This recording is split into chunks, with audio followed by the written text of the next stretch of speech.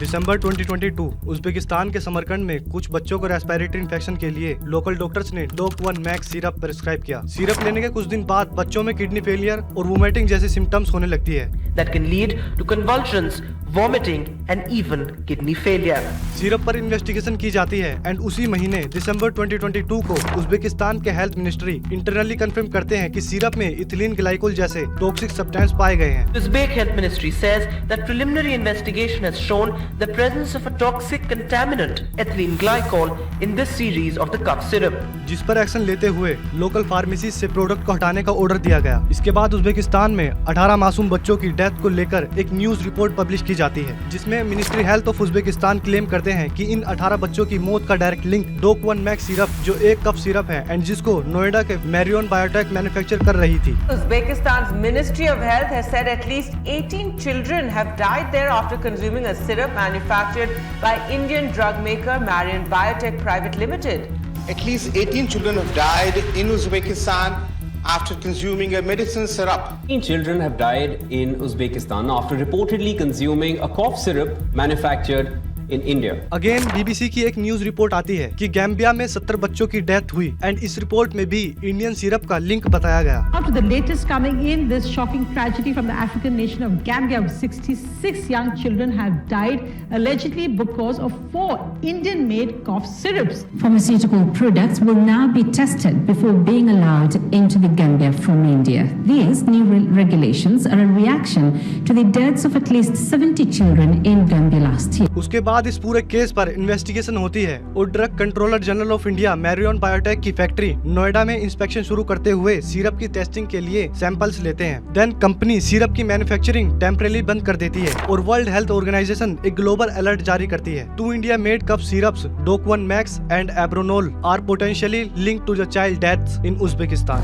जिस पर Indian government ने एक्शन लिया और कंपनी का मैन्युफैक्चरिंग लाइसेंस सस्पेंड कर दिया। Now the UP government has suspended the production license of pharma company Marion Biotech. इस पूरे केस में ये सरकार का one of the most important and impactful action रहा, जिसमें सरकार ने अपनी ड्यूटीज को ईमानदारी के साथ पूरा किया। इस पूरे केस के कुछ साल बाद 8 अक्टूबर 2025 को कहानी में ट्विस्ट आता है। नागपुर का गवर्नमेंट हॉस्पिटल का एक वीडियो सामने आता है, जिसमें एक आम आदमी अपने हाथ में एक कफ सिरप लिए खड़ा होता है और क्लेम करता है कि उसके 3 साल के बच्चे की मौत का कारण ये एक मामूली सा दिखने वाला सिरप है, जिसको इतना सीरियस नहीं लिया जाता। बट क्लेम के कुछ घंटों बाद वीडियो इंटरनेट पर आग की तरह फैलने लगती है और उसके बाद राजस्थान और मध्य प्रदेश में लगभग 24 बच्चों की सेम कंडीशंस में डेथ हो जाती है।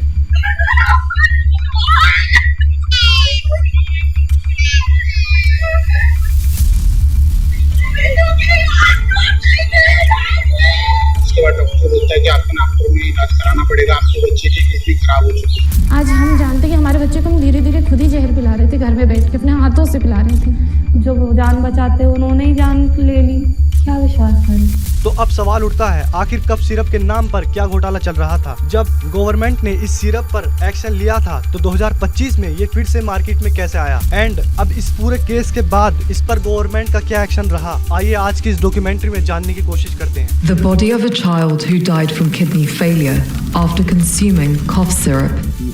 Multiple children, many under the age of 5, have died in the central Indian state of Madhya Pradesh. Numerous deaths owing to cough syrups have been reported from many states in the country. Young children have died after consuming the cough syrup that was given by the doctors to these children. And let's get you the very latest then on the cough syrup deaths. The death toll in Madhya Pradesh now has reached 20. 20 innocent children have been poisoned because of a cough syrup that was prescribed to them.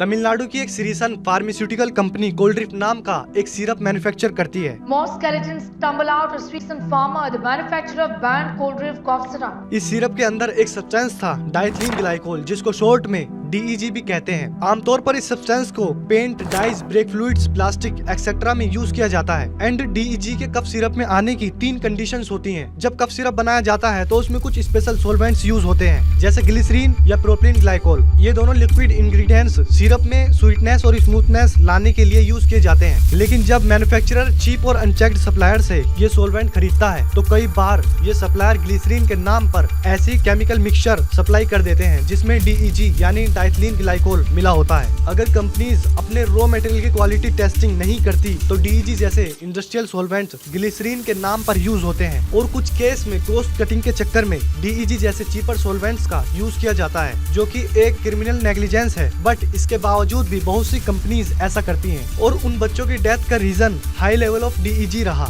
Central drugs controller organisation के rules के according DEG की normal range 0.1% होती है। अब आप सोचिए कि cold drink syrup में DEG कितना हो सकता है? ज्यादा से ज्यादा 5%, 10%, 20%, 30%, राइट? नहीं, पूरा 46%, जो नॉर्मल रेंज से 500% ज्यादा था।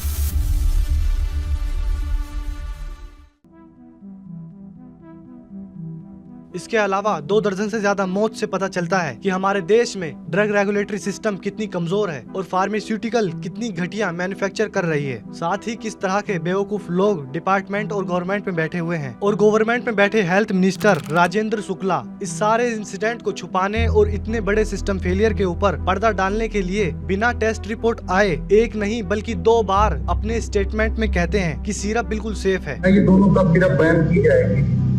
कब सिरप वाली जो बात आई थी वो जरूर निराधार है। उसका कम सिरप के कारण ये मौतें नहीं हुई है।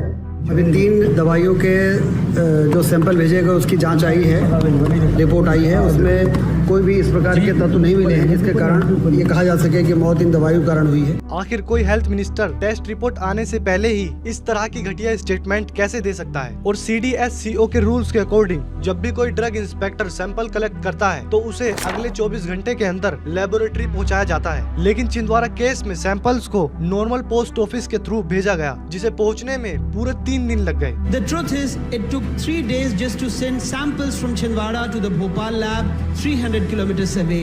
The samples were sent by ordinary registered post without any emergency tag, without tracking. ऐसे प्रोसेस को बाईपास करने के लिए मोबाइल टेस्टिंग लैब बनाई गई थी, जिसका यूज करके मौके पर पहुंचकर टेस्टिंग की जा सकती है, जो लाइफ एंड टाइम सेविंग के पर्पज से बनाई गई थी। बट इंडिया टुडे की रिपोर्ट के अकॉर्डिंग ये वैन भोपाल में जंग खा रही है विदाउट एनी मेंटेनेंस और पूरी तरह खराब पड़ी है, जिसकी वजह से बच्चों की डेथ के टाइम इसका यूज नहीं किया जा सका। The drug testing van now sits unused and rusting in Madhya Pradesh's capital. The van is supposed to speed up testing, but India Today's investigation has revealed that sample testing from places like Chhindwara still takes as long as 3 days, and if the van had been in working condition, testing could have been done on time and it could in turn have prevented the tragedy that happened in Chhindwara. और साथ ही कुछ media reports बताती हैं कि मध्य प्रदेश में सिर्फ 3 testing labs हैं जो पहले से ही ओवरलोडेड हैं एंड उनमें अप्रोक्स 5000 टेस्ट पेंडिंग हैं। इसके अलावा फूड एंड ड्रग्स एडमिनिस्ट्रेशन के ऑफिशियल इस बात को एडमिट करते हैं कि भोपाल, इंदौर, जबलपुर तीनों लैब्स ओवरवेल्म्ड हैं। साथ ही ऑफिशियल्स बताते हैं कि हर महीने टेस्टिंग के लिए 450 से 500 सैंपल्स आते हैं। खैर, अगर देखा जाए तो 6000 सैंपल्स पर ईयर आते हैं एंड ऑफिशियल्स का मानना है कि लैब्स इतनी कैपेबल होनी चाहिए कि महीने में कम से कम 1600 टेस्ट कर सके एंड लैब्स में इस तरह के इक्विपमेंट्स होने चाहिए जिससे टेस्टिंग 2x की स्पीड से पूरी की जा सके। लेकिन ग्राउंड रियलिटी कुछ और ही है। रिपोर्ट्स के अकॉर्डिंग 5000 टेस्ट पेंडिंग है और यहाँ बात सिर्फ लैब्स की नहीं बल्कि मैन पावर एक बड़ा इशू है। एक टेस्टिंग को करने में 2 से 3 दिन लगते हैं, जिसे 6 पैरामीटर पर नापा जाता है एंड मैन पावर न होने की वजह से प्रोसेस बहुत डिले हो जाता है। FDA के रिकॉर्ड्स के अकॉर्डिंग पूरे स्टेट में सिर्फ 79 ड्रग इंस्पेक्टर हैं, जबकि देखा जाए तो हर टेक्निकल पोजीशन खाली है। एक post joint controller of drug testing lab की खाली है, 2 पोस्ट ग्रेड 1 ड्रग एनालिस्ट की खाली है, 9 पोस्ट ग्रेड 2 एनालिस्ट की खाली है, 4 पोस्ट माइक्रोबायोलॉजिस्ट की खाली है, 3 फार्माकोलॉजिस्ट की, 1 फार्मास्यूटिकल केमिस्ट की, तो 10 पोस्ट लैब अटेंडेंट की खाली हैं। इसके अलावा और भी टेक्निकल और असिस्टेंट पोस्ट खाली पड़ी हैं, जिसको सरकार की लापरवाही भर नहीं पा रही, जिसकी वजह से हम इतना बड़ा सिस्टम फेलियर देखते हैं और इतने बच्चों की जानों को खो देते हैं। एंड लोगों में सिर्फ कुछ दिन शोर मचता है, उसके बाद सब अपने अपने कामों में बिजी हो जाते हैं। मेनस्ट्रीम मीडिया में कोई भी सरकार से इतने बड़े सिस्टम फेलियर पर सवाल नहीं पूछता। आखिर कब तक हम लोगों की जान की कीमत सिस्टम की लापरवाही की वजह से होती रहेगी?